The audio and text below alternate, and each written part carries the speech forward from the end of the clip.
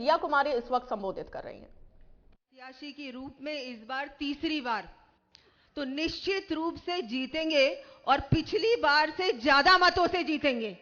तो मैं उनको बहुत बहुत धन्यवाद देती हूं कि आपने मुझे भी यहां आपकी इस चुनावी सभा में बुलाया। इतनी बड़ी संख्या में यहां सब आपको आशीर्वाद देने के लिए यहां उपस्थित हुए हैं।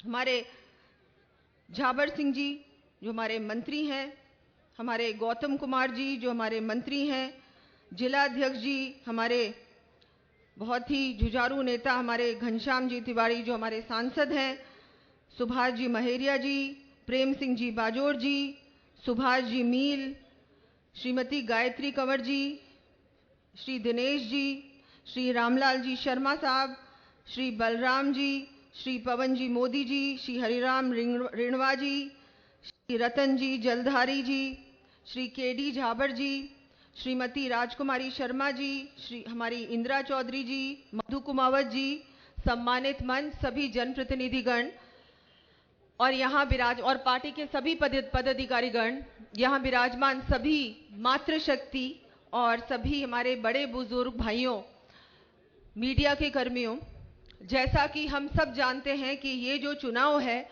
ये ऐसा चुनाव है जिसमें सामने कोई नहीं। एक तरफ मोदी जी जो कि दिन रात मेहनत कर रहे हैं, विशेषकर आज मैं माताएं बहनों को कहना चाहूंगी, आप लोगों की जिम्मेदारी सबसे ज्यादा है।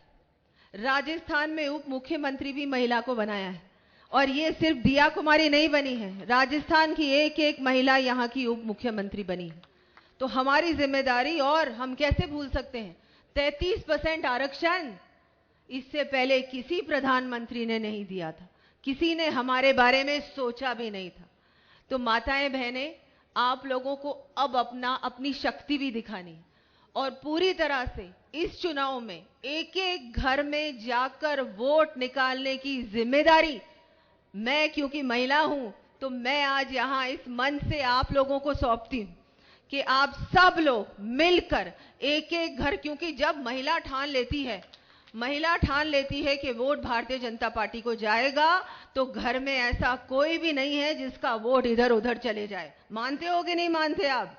है कि नहीं? महिला घर की मालकिन होती है, घर की लक्ष्मी होती है। और मोदी जी ने जिस तरह से महिलाओं के लिए काम किया है, मोदी जी ने कहा है कि इस देश में सिर्फ 4 जातियां हैं, किसान, महिला, युवा और गरीब। और हमारे प्रधानमंत्री जी जिस तरह से देश को एक विकसित भारत बनाने की ओर बढ़ रहे हैं, और राजस्थान में जिस तरह से सिर्फ 3 महीने हुए, 100 दिन पूरे हुए, लेकिन हमारे मुख्यमंत्री जी, मैं आपको इतना धन्यवाद देती हूं कि ना केवल शेखावाटी में यमुना का पानी पहुंचाने का काम इन्होंने किया, इससे पहले बहुत बातें लोग करते थे, पार्टियों ने वादे किए, घोषणाएं की, लेकिन हमारे भजनलाल जी ने ये काम करके दिखाया। जिस तरह से अत्याचार राजस्थान में बढ़ रहा था, एसआईटी का गठन हुआ, इतने सारे हमारे जो ये रीट की परीक्षा, क्योंकि इस क्षेत्र में तो हमारे बहुत सारे ऐसे बच्चे हैं जो रीट की परीक्षा की तैयारी करते हैं, लेकिन उसके बाद अगर पेपर लीक हो जाए तो इससे बड़ा अन्याय क्या हो सकता है। तो एसआईटी का गठन किया, उसमें भी बहुत सारे लोग गिरफ्तार हुए हैं, और उसके बावजूद उसके बाद एंटी गैंगस्टर टास्क फोर्स भी बनाई, जिसमें जितने भी इस तरह की तथ्य हैं, जो अत्याचार कर रहे हैं, यहां पर इतने सारे गैंगस्टर हो रहे हैं, दिन दहाड़े गोलियां चल रही है राजस्थान में, उनको पकड़ने का काम भी हमारे मुख्यमंत्री जी ने किया।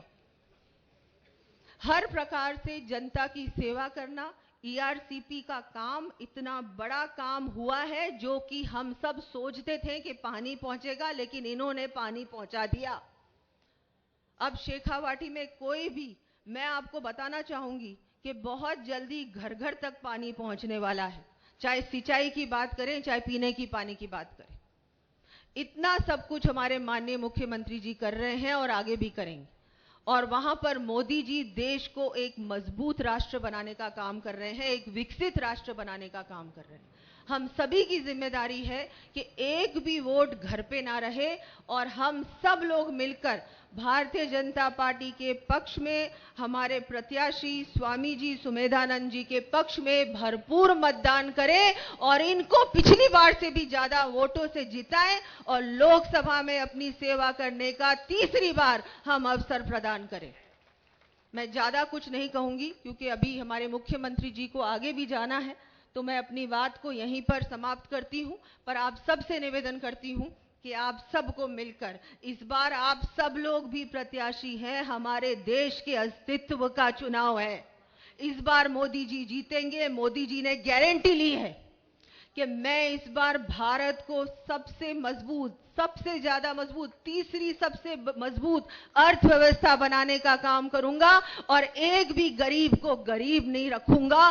सबको मकान दूंगा, सबको अनाज दूंगा, घर घर तक पानी पहुंचाऊंगा, सुरक्षा दूंगा, आत्मनिर्भर बनाने का काम करूंगा, चाहे किसान हो, चाहे युवा हो, चाहे महिला हो, चाहे गरीब हो।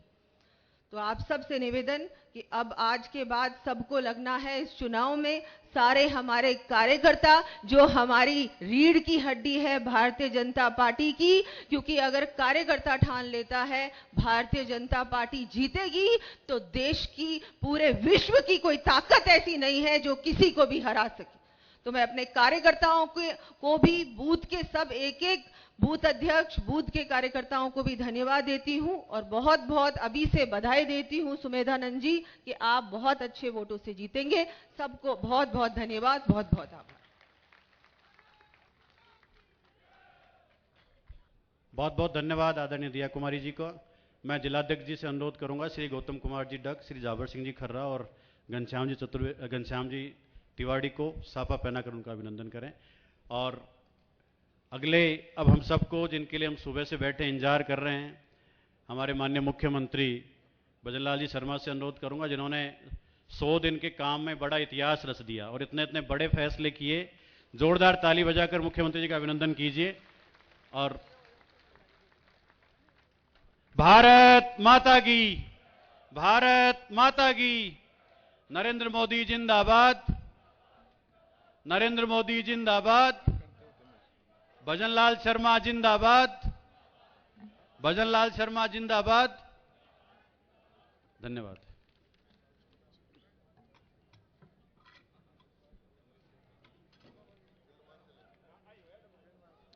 बोलिए भारत माता के।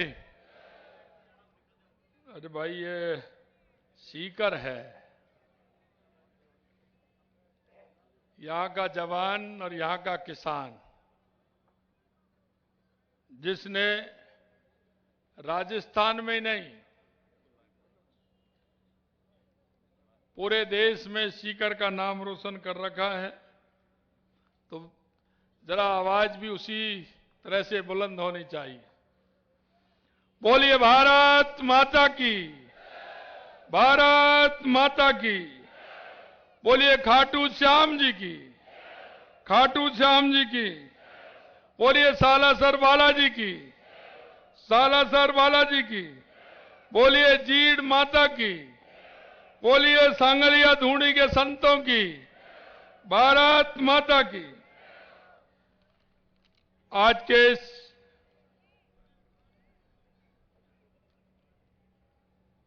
स्वामी सुमेधानंद जी के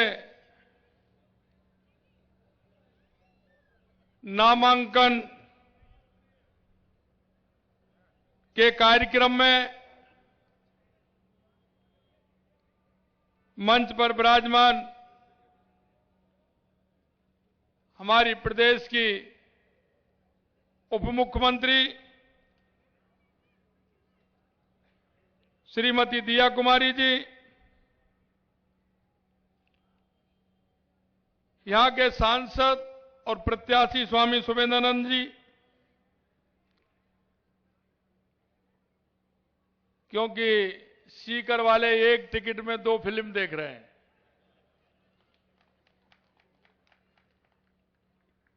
हमारी पार्टी के वरिष्ठ नेता,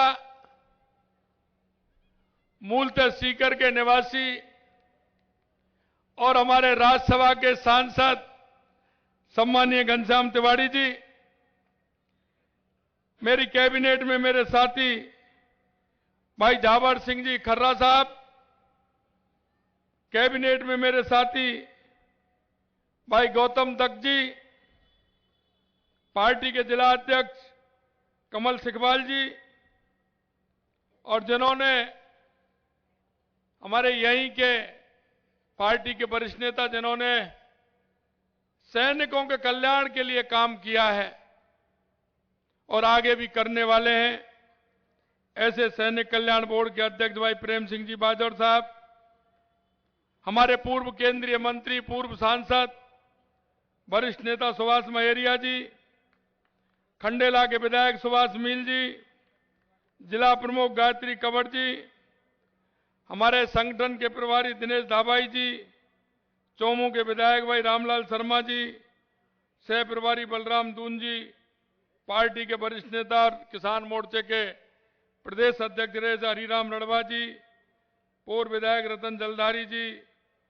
प्रत्याशी हमारे दाता रामगढ़ गजानन जी कुमावत साहब, केडी बाबर साहब, राजकुमारी जी शर्मा पूर्व विधायक, प्रभु सिंह जी संयोजक लोकसभा स्पीकर, पवन मोदी जी पूर्व जिला अध्यक्ष, इंदिरा चौधरी जी पूर्व जिला अध्यक्ष, विष्णु चेतानी जी पूर्व जिला अध्यक्ष, मनोज सिंघानिया जी पूर्व जिला अध्यक्ष, और इस नामांकन में आए चूर सीकर के एक एक गांव, एक एक ढाणी से वो कार्यकर्ता जो पार्टी के विचार के लिए,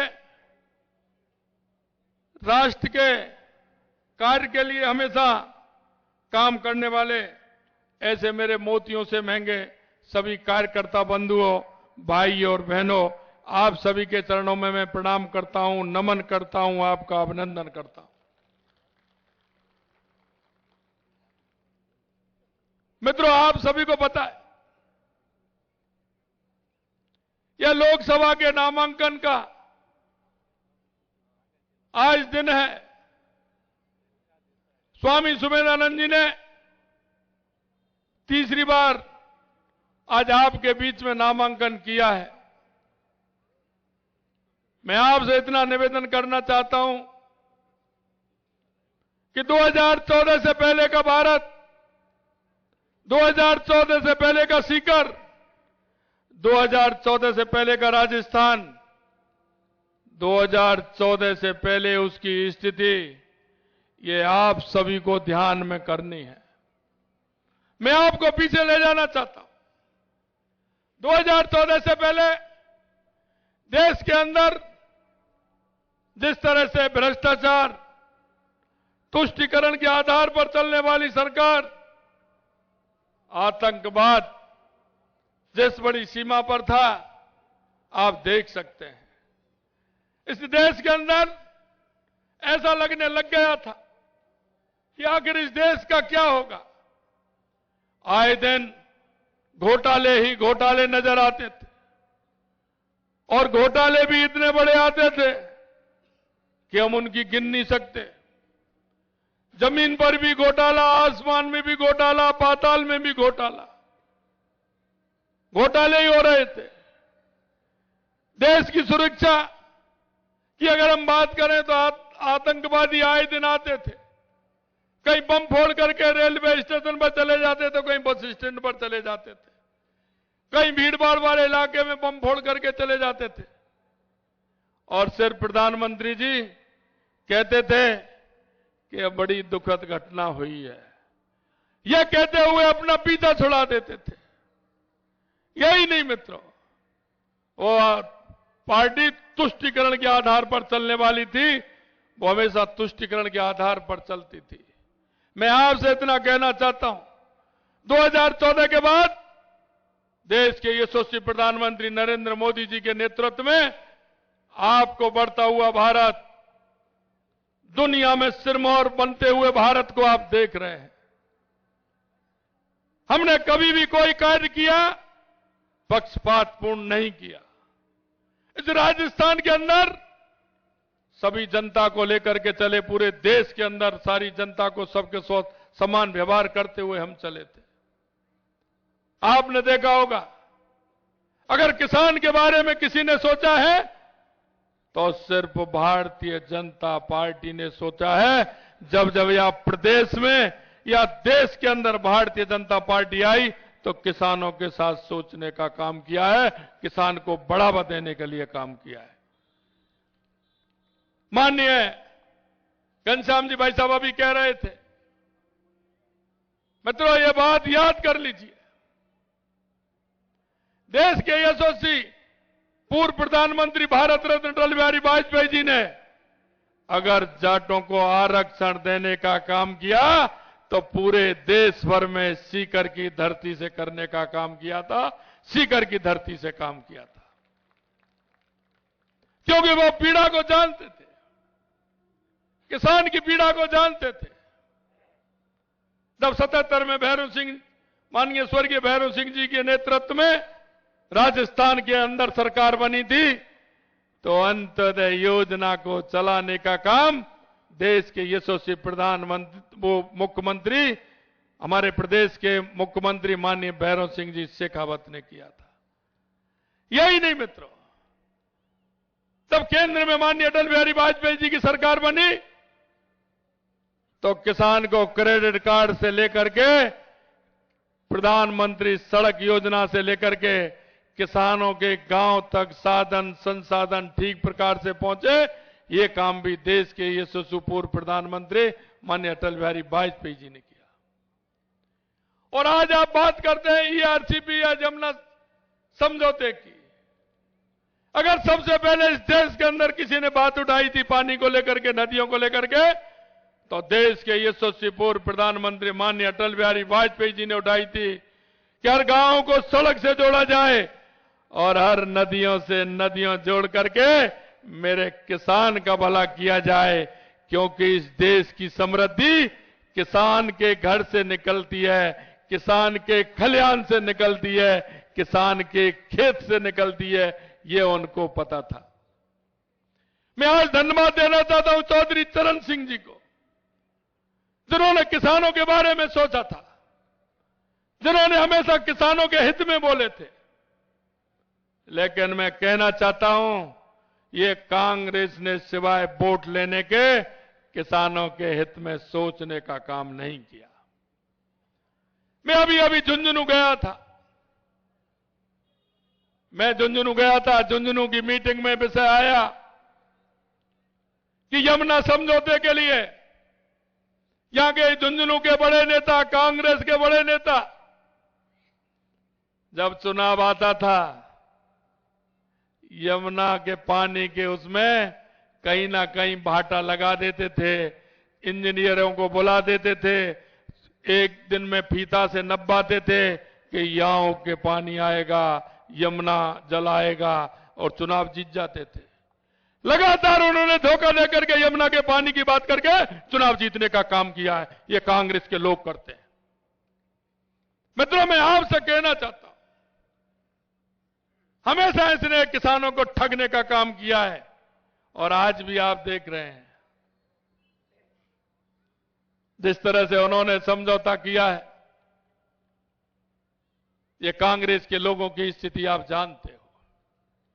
मैं आपसे इतना निवेदन करना चाहता हूं, मेरे से माननीय राजेंद्र राठौर जी, घनश्याम तिवारी जी ने कहा था कि यमुना का पानी अगर हमारे 3 जिलों को मिलेगा, ये अगर हमारा समझौता होता है तो हमारे तीनों जिलों को बहुत बड़ा फायदा होने वाला है। मैं आपको बताना चाहता हूं, मैंने मेरे अधिकारियों से कहा कि यमुना पानी का समझौता हमें करना है। पुराने कुछ पेपर हो तो वो पेपर मेरे को ला के दीजिए, कब कब किस किस सरकार ने या हरियाणा सरकार को या केंद्र को कोई पत्र लिखा हो तो वो पत्र निकालिए। मैं आपको कहना चाहता हूं मित्रों, कोई भी पत्र मेरे को ऐसा, क्योंकि सबसे ज्यादा या अगर देश में और प्रदेश में और हरियाणा में राज रहा तो कांग्रेस सरकार का रहा। मैंने उनसे कहा कोई पेपर दीजिए। मैं आपको कहना चाहता हूं, कोई भी सरकार का, ना हरियाणा सरकार को ना केंद्र सरकार को यमुना समझौते के लिए कांग्रेस ने एक भी पत्र नहीं लिखा जिसे हम देख सके, कह सके कि कांग्रेस ने एक पत्र भी लिखा है। इसके लिए भी मैं धन्यवाद देना चाहता हूं प्रदेश के पूर्व मुख्यमंत्री और उपराष्ट्रपति माननीय भैरव सिंह जी शेखावत साहब को कि उन्होंने 1994 में यमुना पानी के लिए केंद्र सरकार को और हरियाणा सरकार को सबसे पहले पत्र लिखने का काम किया था, सबसे पहले पत्र लिखने का काम किया था। मित्रों, कहते हैं ना, पैर में बेवाई फटती है, वो क्या जाने पीर पराई जिसकी पैर में नहीं फटी बेवाई। क्योंकि भैरव सिंह जी शेखावत किसान से जुड़े हुए एक गांव के सीकर के वो नीचे से जाने वाले हमारे मुख्यमंत्री थे। वो किसान की पीड़ा को समझते थे। भारतीय जनता पार्टी की जब जब सरकार आती है, भारतीय जनता पार्टी का कार्यकर्ता गरीब को गणेश मान करके सेवा करता है, गरीब को गणेश मान करके सेवा करता है। राजनीति में सेवा के लिए काम करते हैं और वो लोग राजनीति का उपभोग करते हैं। मैं आपसे कहना चाहता हूं मित्रों, वो भैरव सिंह जी शेखावत का 1994 का पत्र, जिसमें 1917 क्यूसेक पानी इन 3 जिलों को दिया जाए, उनका यह पत्र था। मैंने माननीय यशस्वी प्रधानमंत्री हमारे नरेंद्र मोदी जी से जब मैंने निवेदन किया कि हमारे ये 3 जिले हैं, इनको पानी की आवश्यकता है, इनको भी कैसे भी करके पानी मिलना चाहिए, माननीय प्रधानमंत्री जी ने हमारे पूर्व मुख्यमंत्री मनोहर खट्टर जी को फोन किया और उनका फोन 3 दिन बाद सुबह सुबह मेरे पास आया कि भजनलाल जी आप आइए, आपका यमुना का समझौता है, पहले दौर अधिकारियों की बैठक हो जाए, वो प्लान बना लें, अगली बार हमारी आपकी बैठक हो जाए, आपकी हमारी दोनों की समझौता हो जाए, हमारा क्षेत्र भी हरियाणा का बॉर्डर उसको भी पानी मिल जाए और राजस्थान के 3 जिलों को पानी मिल जाए। और मित्रों, मैं आपसे कहना चाहता हूं, 16 तारीख को हमारे अधिकारियों की बैठ करके चर्चा हुई और 17 तारीख को 17 फरवरी को हमारा समझौता हो गया। उन्होंने कहा आप अपनी 3 पाइपलाइन ले जाइए, एक पाइपलाइन हमारी ले जाएंगे, डलवा दीजिए, हमारे हरियाणा के क्षेत्र को भी पानी मिल जाएगा और आपके राजस्थान को भी पानी मिल जाएगा। मैं देश के यशस्वी प्रधानमंत्री नरेंद्र मोदी जी को और हमारे शीर्ष नेतृत्व को, मनोहर लाल जी खट्टर साहब को, आज आपकी सीकर की जनता के माध्यम से मैं उनको भी धन्यवाद देना चाहता हूं कि उन्होंने इस समझौते को किया और हमारी डीपीआर बनना इसके लिए प्रारंभ हो गया है, ये हम आपसे कहना चाहते हैं। मित्रों, हम जनता के बीच में रहते हैं, हम जनता के काम, जनता की समस्या क्या है, इसे करने की कोशिश पूरी तरह से हमारी सरकार करती है। मैं आपको ध्यान दिलाना चाहता हूं, आपके क्षेत्र में लगातार जिस तरह से इन्होंने घोषणा की है वो भी मैं लेकर के आया हूं। कांग्रेस के लोगों ने घोषणा की है, छोटी छोटी घोषणा की है, एक भी काम प्रारंभ नहीं हुआ, एक भी काम प्रारंभ नहीं हुआ। मैंने उनको कहा है कि आपने जब जब बजट में घोषणा की है, आपने जब जब विधानसभा में घोषणा की है, या आपने अपने घोषणा पत्र लेके विधानसभा की सभी घोषणाओं को आप निकाल लीजिए। अरे कांग्रेस के लोगों, मनन तो करिए कि जनता से हमने कितना झूठ बोला था। हम आपको विश्वास दिलाना चाहते हैं, हमारा एक एक कार्यकर्ता जनता के बीच में रहता है, हमारा जनप्रतिनिधि जनता के बीच में रहता है। हम जो आपके बीच में कहेंगे वो हम करके रहेंगे, ये हम आपको विश्वास दिलाते हैं। मैं आपको कहना चाहता हूं, सीकर में यह देखिए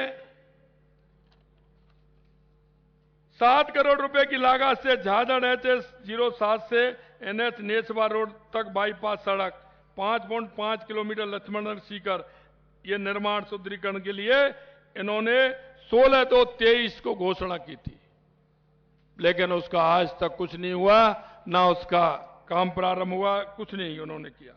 नीम का थाना कोट 38 किलोमीटर 2 लेन स्टेट हाईवे 4 लेन सीकर जयपुर 178 करोड़ रुपए की लागत का इन्होंने घोषणा की थी 17/3/2022 को। आज तक कोई काम इसका नहीं हुआ। मैं आपको इसलिए कहना चाहता हूं कि ये घोषणा करते हैं लेकिन काम नहीं होते। ये सरकारी दस्तावेज दे रहा हूं मैं आपको। जिस तरह से कांग्रेस के लोग झूठे वादे करते हैं, धौंध बाईपास सड़क का निर्माण 5 किलोमीटर सीकर 10 करोड़ रुपए की लागत करवाएं, ज्यादा बड़ा काम नहीं है, लेकिन यह भी उन्होंने नहीं किया। नीम का थाना बाईपास 60 करोड़ की लागत से कार्य प्रारंभ करना था, यह भी उन्होंने नहीं किया। ये तो एक डिपार्टमेंट का है। अभी छोटा सा कार्य प्रारंभ महावा से जीरो मीणा की ढाणी तक 7 किलोमीटर नीम का थाना में प्रारंभ करना था, आज तक नहीं किया। यही नहीं, पीएचईडी के काम हैं, इतने काम अधूरे पड़े। मैं आपको बताऊंगा तो बहुत सारे काम इन्होंने घोषणा किए लेकिन एक भी काम पूरा नहीं किया। मैं आपके बीच में इतना निवेदन करना चाहता हूं मित्रों, यह सीकर है, यह किसान और जवान की धरती है। हमारा किसान खेत में काम करते हुए धरती माता का सीना चीरते हुए काम करता है, और सीमा पर किसान का बेटा 50 टेम्परेचर में और 0 टेम्परेचर में देश की रक्षा करता है। मैं आपसे कहना चाहता हूं मित्रों, हमने आपके बीच में वायदे किए हैं। 3 महीना हमारी सरकार का हुआ है। आप महसूस कर रहे होंगे जो हमने कहा है वो हम आपके बीच में कर रहे हैं। इनको दर्द हो रहा है। मैं आपसे कहना चाहता हूं, ये एसओजी तो पहले भी थी, पहले एसओजी नहीं थी क्या? लेकिन जो दृढ़ इच्छा शक्ति से और ईमानदारी से काम करता है वही काम आगे बढ़ता है। हमने 15 को शपथ ली थी, 16 को हमने कहा था कि एसआईटी का गठन करेंगे। जो किसान के बेटों के साथ आघात हुआ है, जिस नौजवान, जिस युवा के आंखों में आंसू लाने का काम किया है, उसे हम किसी कीमत पर छोड़ने वाले नहीं है। यह हमने आपके बीच में कहा था और हम आपको विश्वास दिलाते हैं कि हम छोड़ने वाले नहीं हैं। 65 लोगों की गिरफ्तारी हो गई है। अभी बहुत कुछ पाइपलाइन में है, बहुत कुछ आने वाले हैं। और आपसे कहना चाहते हैं, कोई भी हो, कितना भी बड़ा हो, हम उसको बख्शने वाले नहीं है। हमने जो आपसे वायदा किया है उसे करने वाले हैं। अभी तो चलिए, अभी तो आरपीएससी की तरफ धीरे धीरे बढ़ रहे हैं। अभी आरपीएससी की तरफ धीरे धीरे बढ़ रहे हैं। ये कह रहे हैं आपने वायदा किया। अरे सब्र तो करो भाई, थोड़ा सब्र तो करो। अभी 100 दिन पूरे हुए हैं, जरा और थोड़ा सब्र करिए। राजस्थान की जनता का आपने जितना खून पिया है, खून के आंसू आपने रुलाए हैं, यह जनता आपको छोड़ने वाली नहीं है। यह मैं निवेदन करना चाहता हूं। हमने आपके बीच में वायदा किया था। हमने कहा किसानों की सम्मान निधि बढ़ाने का काम हम करेंगे। हमने पहली हमारी बजट की मीटिंग में किसानों को, हमारी केंद्र की सरकार, देश के यशस्वी प्रधानमंत्री नरेंद्र मोदी जी के नेतृत्व में 6,000 रुपए मिलते थे। पहली किस्त हमने 2,000 रुपए बढ़ा करके 8,000 रुपए हमारे किसान भाइयों को देने का काम किया है। और यही काम नहीं किया, मैं आपको दूसरा भी बताना चाहता हूं। हमने बार बार केंद्र से पत्र आया था कि जो किसान हैं, बुजुर्ग हो जाते हैं, उनके स्वर्गवास हो जाता है, उनके बच्चों के नाम दाखिला या नामांतरण जो चढ़ता है उसकी सूची भी बननी चाहिए। उनका क्या कसूर है जो उनको किसान सम्मान निधि नहीं बने? उनको भी तो मिलनी चाहिए ना। पिताजी एक्सपायर हो गए, उसमें लिख दिया पौध, वो बंद हो गई, उनका नामांतरण नहीं चढ़ा। नामांतरण चढ़ा तो वो सूची केंद्र को नहीं भेजी। हमने 60,000 लोगों से ज्यादा वो किसानों के पुत्रों को सूची बना करके वो 60,000 लोगों को बढ़ाने का काम किया है। वो सूची भी हमने केंद्र को भेजने का काम किया है। यह मैं आपसे निवेदन करना चाहता हूं। इनको पता ही नहीं है कि क्या होना चाहिए। किसान को लाभ कैसे मिलना चाहिए? अगर भाई किसी के पिताजी का स्वर्गवास हो गया तो उनके बेटों ने क्या कसूर किया है कि उनको सम्मान निधि नहीं मिलनी चाहिए? मिलनी चाहिए कि नहीं मिलनी चाहिए? आपसे पूछ रहा हूं, मिलनी चाहिए कि नहीं मिलनी चाहिए? तो 5 साल तक सूची क्यों नहीं भेजी?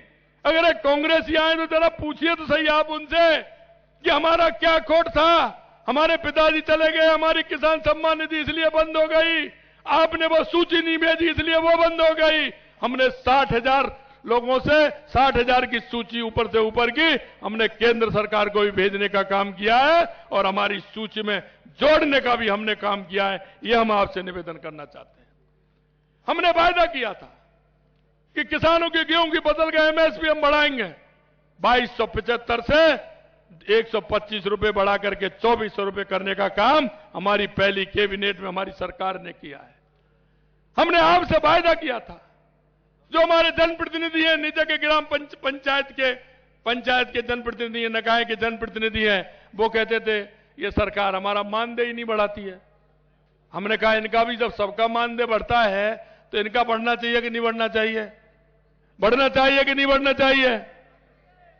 हमने उनका 10% हमारे पंचायत के, हमारे नगर निकाय के जो जनप्रतिनिधि हमारे चुन के आते हैं उनको 10% मानदेय बढ़ाने का भी काम किया है। हमारी आंगनवाड़ी की बहनें काम करती हैं, आशा सहयोगिनी काम करती हैं।